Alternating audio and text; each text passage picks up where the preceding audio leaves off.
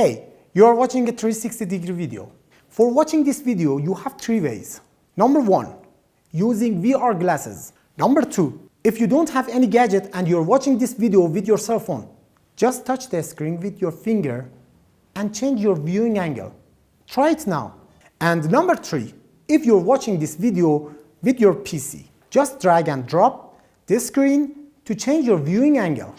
سلام، شما بیننده یک ویدیو 360 درجه هستید. برای دیدن این ویدیو به صورت 360 درجه شما سه انتخاب دارید. شماره 1 استفاده از عینک‌های واقعیت مجازی یا همون VR. شماره 2 اگر از گوشی خودتون برای دیدن این ویدیو دارید استفاده می‌کنید، با لمس صفحه نمایش در جهات مختلف میتونید زاویه دید خودتون رو تغییر بدید.